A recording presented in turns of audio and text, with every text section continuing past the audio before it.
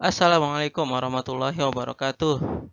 Kita ketemu lagi di pembahasan akuntansi dasar dengan saya, Pak Aldo. Saya pengampu akuntansi di SMA Future Gate kelas 12 IPS. Di pembahasan kali ini kita akan membahas siklus pencatatan akuntansi di perusahaan jasa. Nah, bab 3 ini karena kita mengacu pada salah satu buku, namanya buku Mandiri ya. Dan kita akan masuk ke pembahasan kedua dari bab ketiga ini. Pembahasan pertamanya adalah intermezzo perihal karakteristik perusahaan jasa.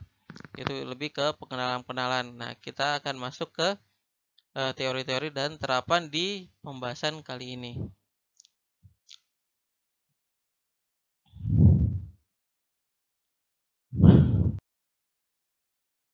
Pembahasan yang akan kita lakukan secara ringkas, semoga pada inti-inti poinnya.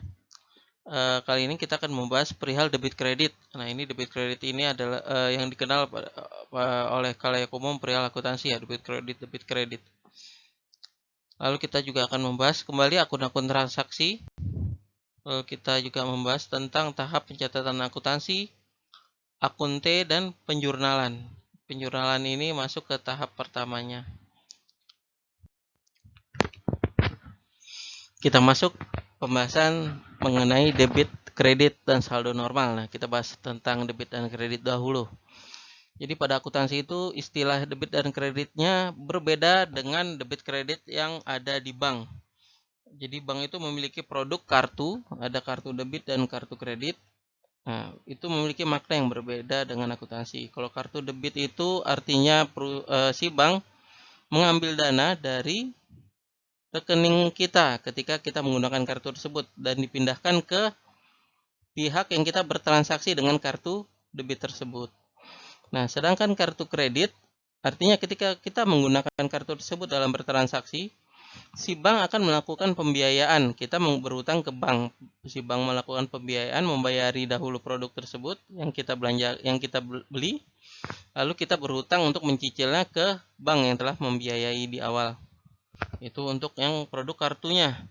Nah, di rekening korannya atau rekening tabungan kita juga ada istilah debit kredit. Nah, debit pada istilah buku tabungan tersebut artinya si bank itu mengambil dana pada rekening kita, bisa karena biaya, bisa mungkin karena pajak, atau bisa jadi karena kita mengambil dana.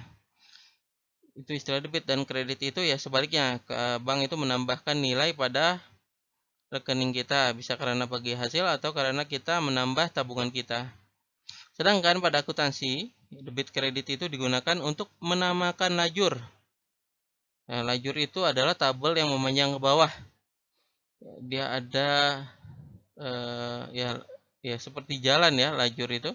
Di situ ada dua lajur, ada lajur kiri dan kanan. Nah, itu dinamai masing-masing. Yang sisi kiri itu disebut lajur debit, yang sisi kanan adalah lajur kredit. Penamaan itu supaya bisa menerapkan konsep double entry. Double entry itu ada 2 kali pencatatan sehingga kita bisa menempatkan akun-akun yang banyak itu pada posisinya yang tepat sehingga transaksi pencatatannya pun benar, bisa menghasilkan resume atau kesimpulan pada ujungnya. Itu adalah secara istilah ya, kita membahas secara istilah. Ketahui bahwa tiap lajur itu tidak berarti bahwa setiap yang masuk di nilai debit dia menambah nilai akun tersebut, ataupun yang masuk di sisi kredit dia mengurangi akun tersebut. Nah, itu tidak seperti itu aturannya karena debit kredit ini memiliki konsep sendiri yang berlaku pada masing-masing akun. Nah, sudah dikonsepkan oleh para ilmuwan akuntansi ya, ilmuwan keuangan. Sehingga penempatan transaksinya itu pada jurnal tepat juga cepat karena kita sudah mengetahui konsepnya.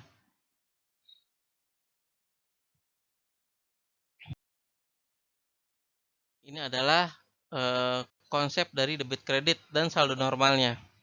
Kita bisa lihat di sini ada 6 akun di sisi kiri ya, aktiva, hutang. Nah, sedangkan yang bawah itu modal price, pendapatan dan beban itu sebenarnya dalam satu kelompok ekuitas, tapi ini dipisahkan, didetailkan. Nah, kita bisa lihat saldo normal dari aktiva itu adalah di debit, ketika bertambah pun di debit dan berkurangnya di kredit.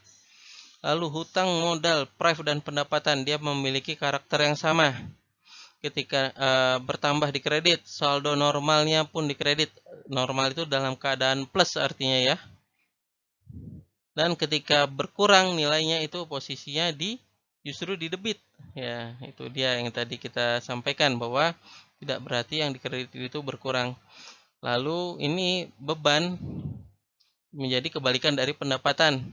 Ketika bertambah, dia justru dicatat di debit, saldo normalnya pun di debit. Dan ketika berkurang, nah bisa ya beban itu berkurang, bisa jadi karena koreksi, itu adanya di kredit.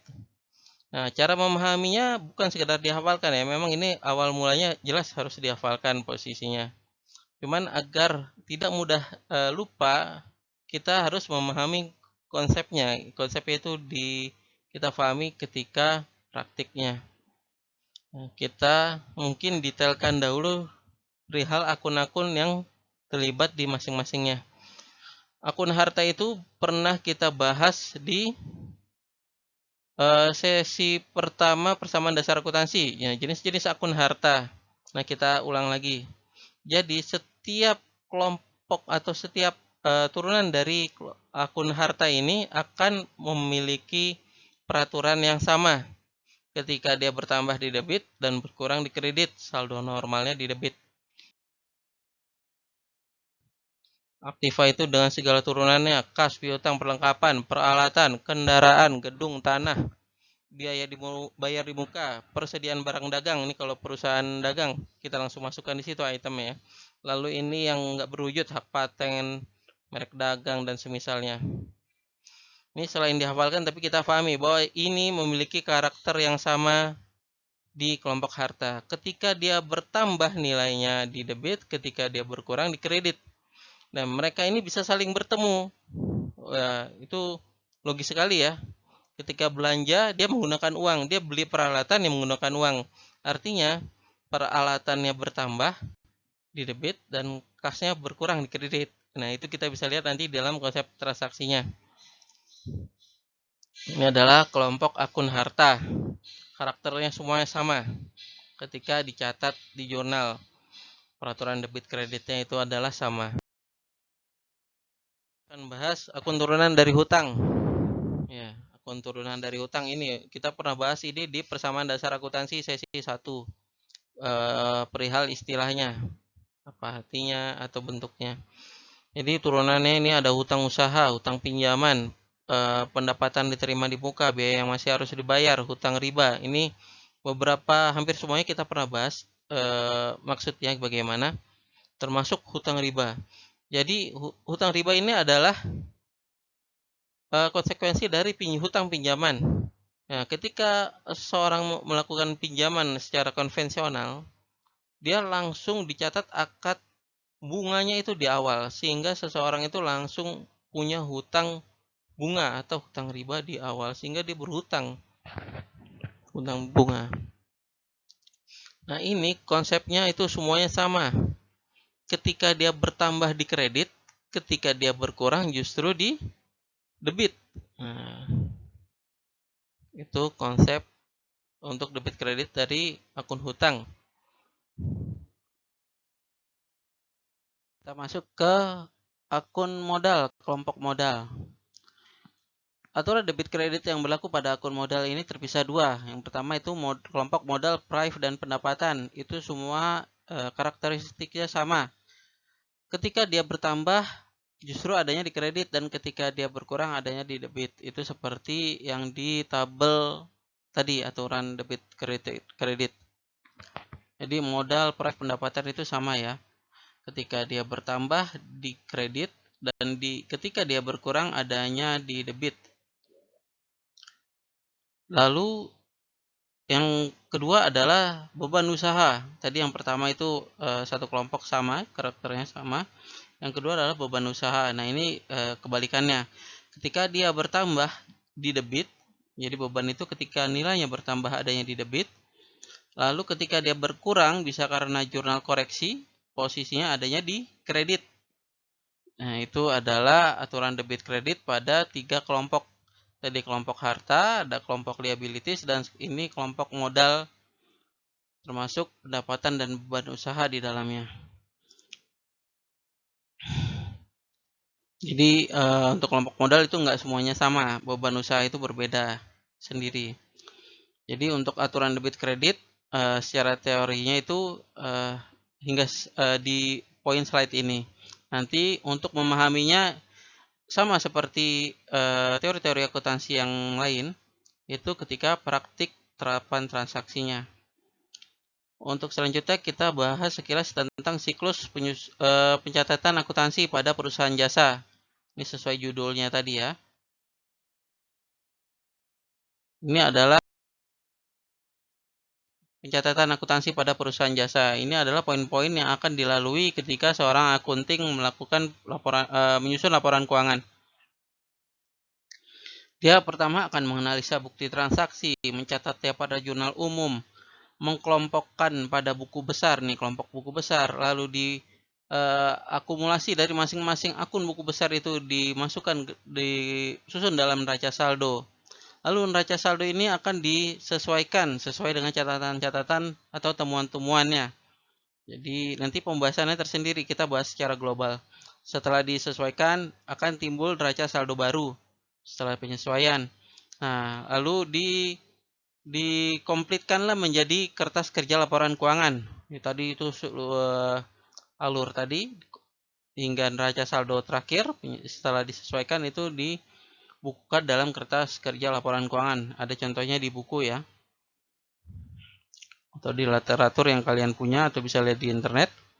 Lalu kertas kerja laporan keuangan ini sebenarnya sudah tercatat di dalamnya ada laba rugi. Nah, tapi laba rugi menjadi laporan tersendiri, dipisahkan supaya bisa terlihat jelas ya. Kalau di kertas kerja itu dia menjadi bagian yang dalam tanda kutip menyempil gitu melihatnya, tidak jelas tersendiri. Lalu yang terakhir adalah perubahan modal.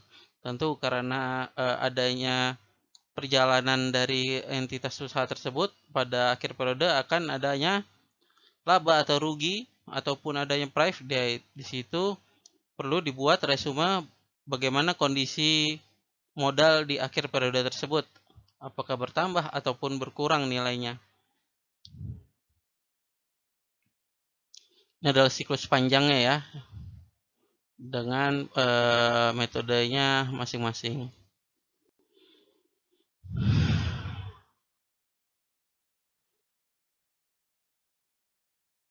Kita masuk pada pembahasan akun T. Akun T itu apa sih?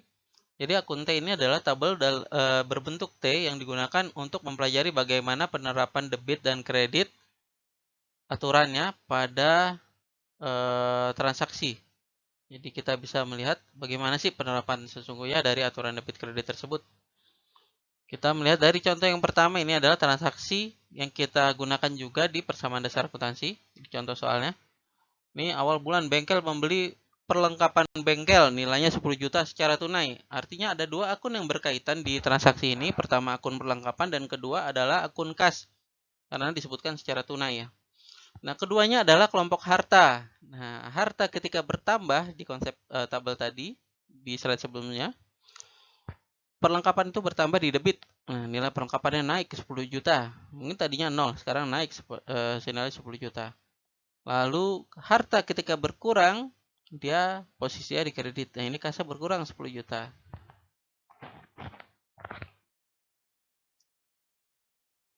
Kita lihat contoh di soal yang kedua. Di sini disebutkan diterima pendapatan servis secara tunai.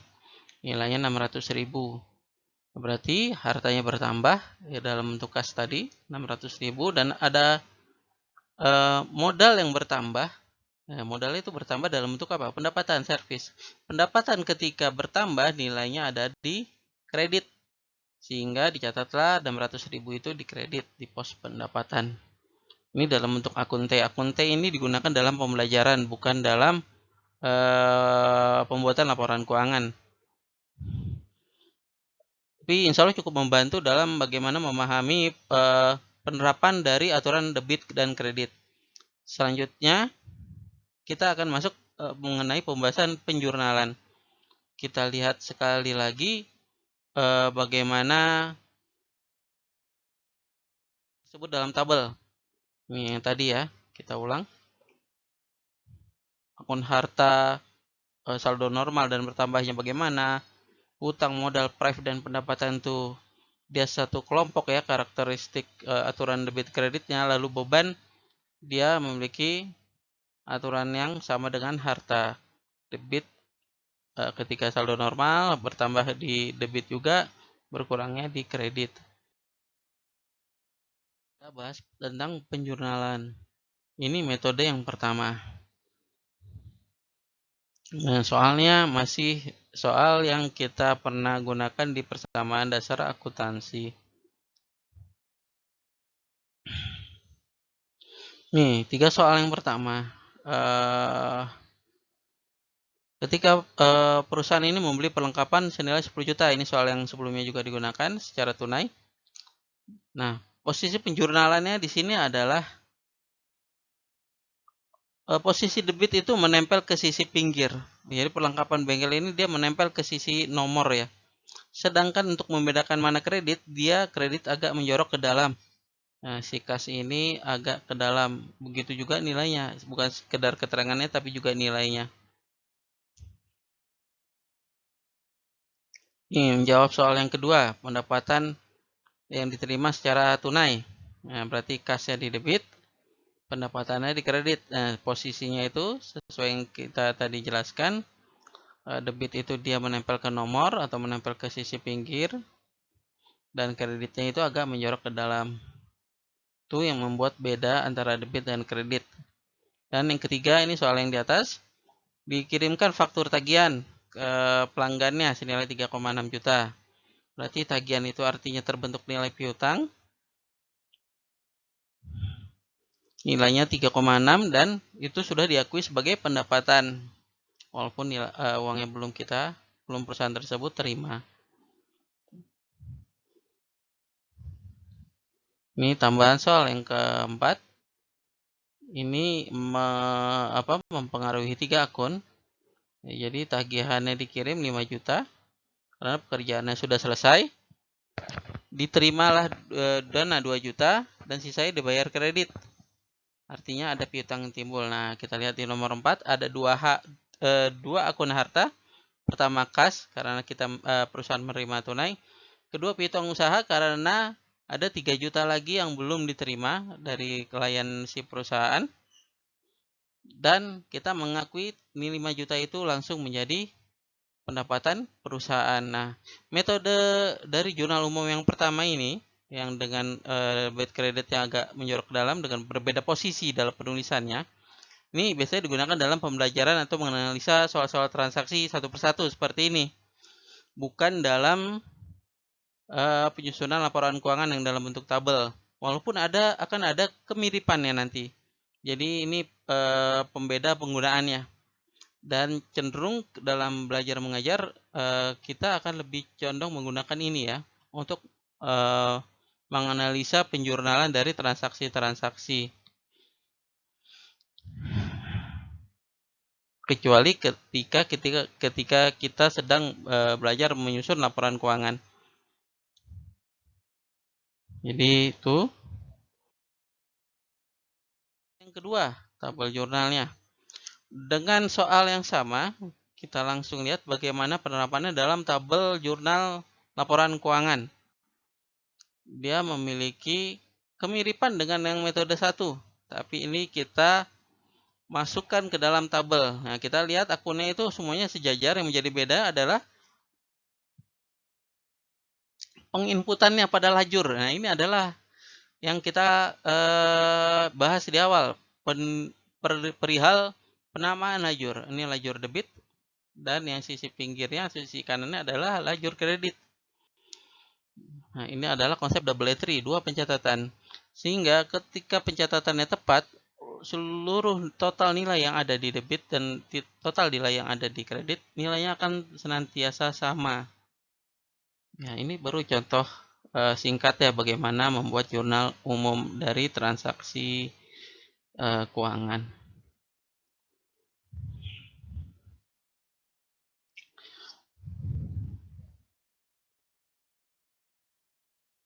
Ya, pembahasan ringkas dari bab 3 sesi kedua ini telah kita lalui.